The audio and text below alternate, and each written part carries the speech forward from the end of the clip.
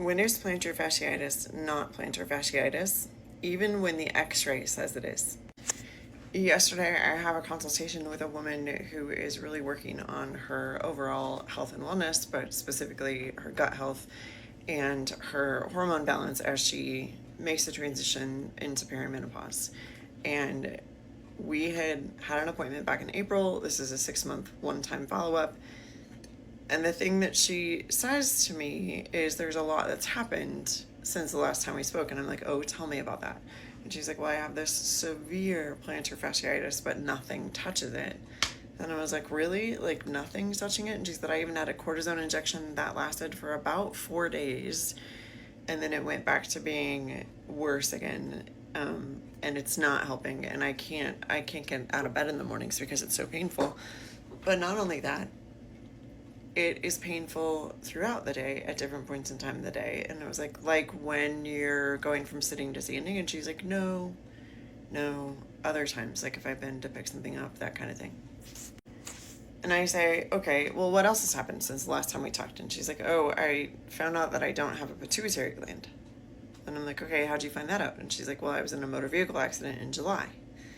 And I had whiplash and I had all this other stuff going on. And I went to physical therapy and I was like, wait, you had whiplash in July and now you have plantar fasciitis? And she's like, yeah, it popped up actually while I was doing the physical therapy for the whiplash. And I was like, and what did they give you for the plantar fasciitis when you were in PT? And she's like, well, it wasn't part of the accident, so they didn't treat it. They just gave me a couple of stretches to do. And I was like, what do you mean they didn't treat it? And she's like, it wasn't part of the accident. And I'm like, yes, it was. Yes, it was. And she's like, well, I don't think it was. And I was like, well, let's do this simple little test and figure that out. So we do this test. Her plantar fasciitis pain comes on. So it's not plantar fasciitis because she was sitting when she was doing the test. And we were stretching the nerves throughout the body in a specific way. And she sends me a message that says, hey, I went to the chiropractor yesterday and told him your theory on the plantar fasciitis being more of a dural tension issue. He did some manipulations, mobilizations, and stretching of the nerves specifically, and lo and behold, my pain is 50% better this morning for the first time since August. If you're a PT and you're not doing a complete evaluation, this woman had a whiplash injury, which means she probably also had some stuff going on in her low back. If you're not doing a general screening for the entire nervous system after something as traumatic as a car accident,